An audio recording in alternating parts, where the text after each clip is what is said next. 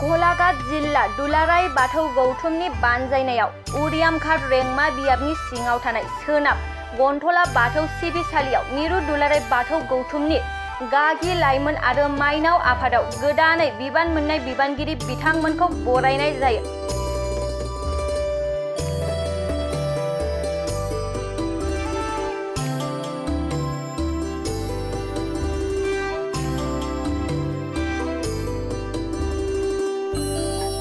गलाघाट जिल्ला बाथौ गौथुमनि आफादगिरि मुस्रि प्रकाश बसुमतारीनि मासि लानानै सामलायनाय बे हाबाफारियाव हांख्रायजानाय आलासि महरै बाहागो लायो बर' कसारी अनसाय गावहायुं खुंथायनि लेङाइ गाहाय मावफुं सोद्रोमा रमिय' नार्जारी, मावफुं सोद्रोमा प्रदीप सरगयारी, धनसिरि जिल्ला बर' थुनलाइ आफादनि नेहाथारि बिनन्द बड'सा, गलाघाट जिल्ला एबसुनि बोसोनगिरि नीलेश्वर ब्रह्म, गलाघाट जिल्ला खौसेथि बर' सुबुं आफादनि गाहाय नेहाथारि मिलन रामसियारि, गलाघाट ITDPनि लेङाइ मासिगिरि जीवन बसुमतारी बिथांजों लोगोसे ओनसोलनि रायजो राजा आरो दैदेनगिरि बिथांमोनहा बाहागो लायो। जोबोद गोजोनथाव जे गलाघाट जिल्लानिफ्राय देग्लाय दुलाराय बाथौ गौथुमाव बेयाव गागि, माइनाव आरो लाइमोन बे मोनथाम आफादाव गलाघाट जिल्लानिफ्राय रिप्रेजेन्टेटिभ मोननो हादों। आरो गागि आफादाव पुष्प खाख्लारि बिथाङा गलाघाट जिल्ला दुलाराय बर' फरायसा आफादनि आगुनिबो आफादगिरिमोन। बिथाङा लेङाइ बुंथिगिरि महरै मिरुआव देग्लाय बिबान मोननो हादों। बेनि अनगायै दिपेन खाख्लारि, रजेन मुसाहारि बिथांमोना मावफुं सोद्रोमा महरै बेयाव बिबान मोननो हादों। आरो खनित दैमारि मानगोनां बिथाङाबो बेयाव बिबान मोननो हादों। बेजों लोगोसे माइनाव आफादाव कल्पना खाख्लारि, रहिमा बसुमतारी बिथांमोना बिबान मोननो हादों। बेनि अनगायैबो लाइमोन आफादाव बिष्णु बसुमतारी लेङाइ आफादगिरि महरै बिबान मोननो हादों। बेजों लोगोसे धरणी दैमारि आरो सचेन्द्र खाख्लारि बिथांमोनाबो बेयाव मावफुं सोद्रोमा महरै बिबान मोननो हादों। आरो बे गलाघाट जिल्लानि थाखाय जोबोद मोनसे गोग्गाथाव बाथ्रा। आरो बिथांमोनानो दुलाराय बाथौ गौथुमखौ, माइनाव आफाद आरो लाइमोन आफादखौ जोंनि बर' हारिनि आंगो धोरोम हिसाबै बिथांमोना बेखौ गोसार होनायनि बेलायाव बा बिनि माखासे हाबाफारि रनसायनायनि बेलायाव माने गोख्रों बिबान लानानै खामानि मावगोन जों बेखौ मिजिंथिनो हायो। मानोना बिथांमोना गोबां मोन्दांथि थाखानाय एबा एक्सपिरियेन्स दैदेनगिरिखा जोंनि गलाघाट जिल्लायाव जों बिथांमोनखौ मोनखानाय। दा आं जोबोद गोजोनदों जोंनि गलाघाट जिल्लानिफ्राय दुलाराय बाथौ गौथुमाव बिथांमोना जेरैबायदि बिबान मोननानै खामानि मावगोन बे खामानि मावनायाव जोंहा जेबो सन्देह गैया। दा खोथाया बेनो जादों जे गलाघाट जिल्लायाव जोंहा गोबां जेंना दङ। बे सोलोंथाइनि जेंना, जोंनि न'खर सामलायनायनि माखासे जेंना, बे हा हुनि जेंना, बेजों लोगोसे जोंनियाव नुदों गलाघाट जिल्लानिफ्रायबो हिउमेन जिथु ट्रेफिकिं दा बियो गोबां दङ। बेजों लोगोसे खोमसि फोथायनाय दाबो गोबां गामियाव दङ।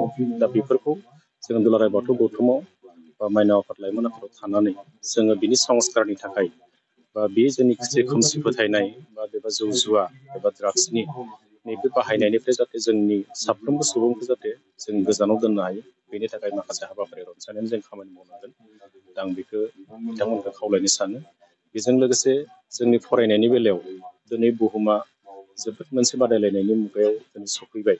आरो बे बादायलायनाय मुगायाव दिनै धोरोम आफादनि माखासे हाबाफारिनि गेजेरजों जोंनि सोलोंथाइ बिथिंखौबो जोङो नोजोर बोनांगोन।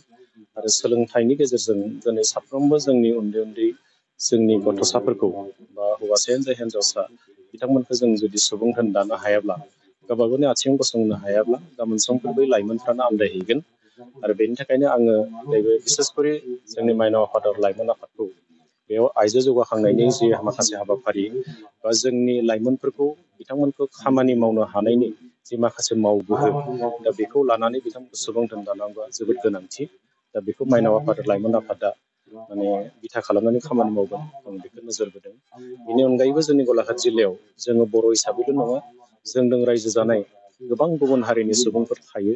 दा बिथांमोनजों जोङो माबादि न'खरसेनि बायदि जों रायजो जानो हायो, बिथांमोननि धोरोम, बिथांमोननि समाज बेबस्था, बिथांमोननि आसार खान्थि आरो बिथांमोननि जिखिनि हारिमु, बेजों जोङो बिथांमोनखौ नेवसियालासिनो जों माबायदि बिथांमोनजों माने मोजां मोनसे सोमोन्दो लाखिनानै रायजो जालायनो हायो, बिनि बागैबो जोंनि धोरोमारि गौथुम हिसाबै जों बेखौ लानानै खामानिबो मावनांगोन। आरो जोंनियाव मोनसे सहायलायनाय जि मोनसे बिथिं, बे बिथिंखौ नोजोर बोनानै जों अरायसम थांनो हानांगोन।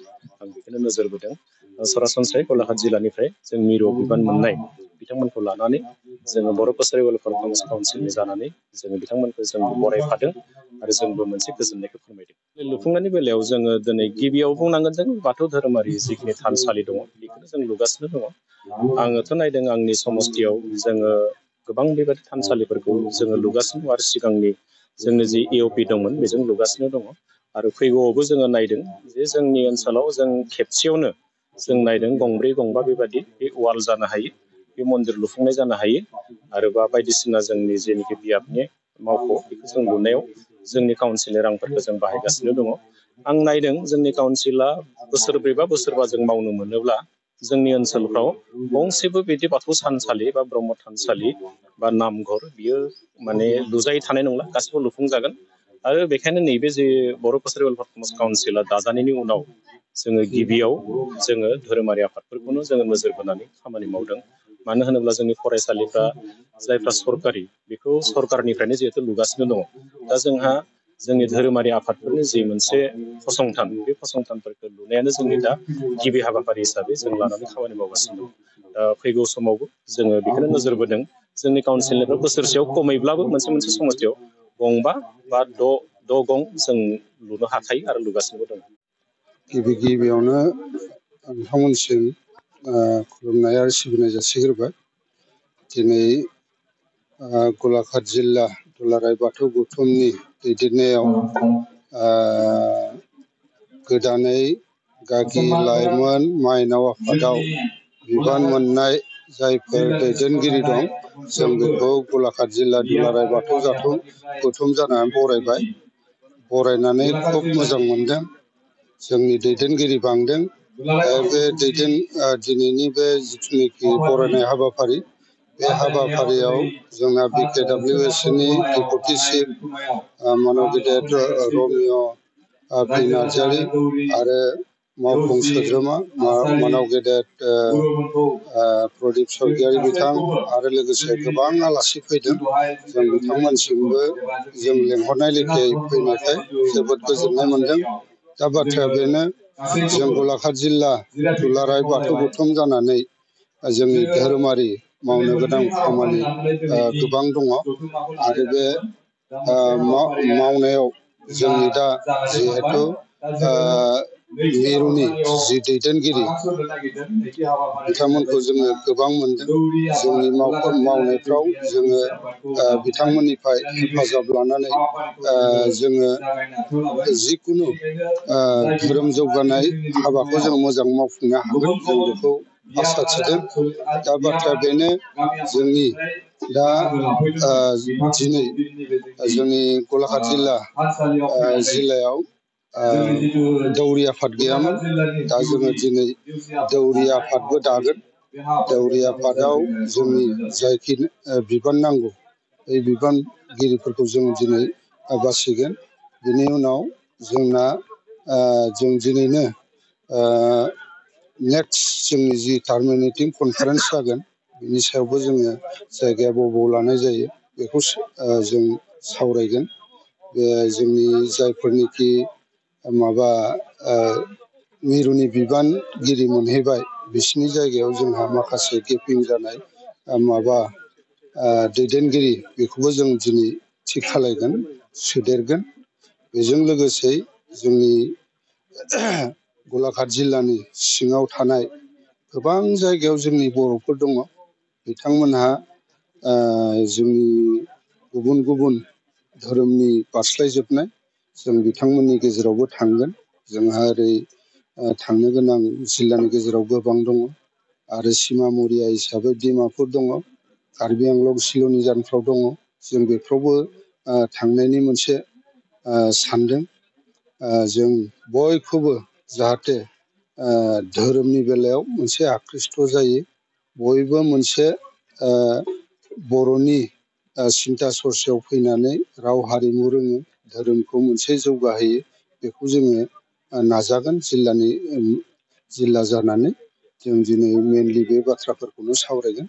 लोगोसेयैनो जोबथारनायाव आं बेखौनो सानदों, जायफोर दिनै बे जों हांख्रायनाय लेखायै बरायनाय मेलाव फैबाय, बिथांमोनसिम बयनिसिमबो रोजा रोजा साबायखर जासिहरनाय जाबाय। गोजोन्थों।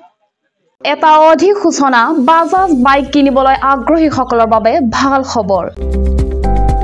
কোকৰাঝাৰ চহৰত অৱস্থিত ডাওহাৰু অটো এজেন্সিয়ে 6 মাৰ্চৰ পৰা 12 মাৰ্চলৈ মেগা লোন আৰু এক্সচেঞ্জ মেলা আগবঢ়াইছে। ডাওহাৰু অটো এজেন্সিৰ গ্ৰাহকসকলে কম ডাউন পেমেণ্ট পৰিশোধ কৰি বাজাজ বাইকৰ সুবিধা ল'ব পাৰে। আপুনি কোকৰাঝাৰ চহৰৰ ডাওহাৰু অটো এজেন্সি শ্ব'ৰুম লগতে কাৰিগাঁও উৎসৱ বিপণী আৰু দতমা উৎসৱ বিপণী আৰু ভোটগাঁৱৰ উৎসৱ বিপণী শাখা কোঠালৈ যাব পাৰে। বাজাজৰ বাইক উৎসাহীসকলে তেওঁলোকৰ বাইক আৰোহীসকলৰ বাবে এটা বিনামূলীয়া নিশ্চিত উপহাৰ লাভ কৰিছে। 2টা হেলমেট মুক্ত, 5 লিটাৰ পেট্ৰল ফ্ৰী, বাইক গ্ৰাহক বিনামূলীয়া নিশ্চিত উপহাৰ আৰু বিনিময় অফাৰৰ সৈতে। আন এটা ভাল বিকল্প হ'ল আপুনি 500 টকা পৰিশোধ কৰি ইচ্ছামতে বাজাজ বাইক এখন কিনিব পাৰে আৰু 5% হ্ৰাস কৰিব পাৰে। আপুনি 6000399187 অধিক জানিবলৈ 8822018193 নম্বৰত ফোন কৰিব পাৰে।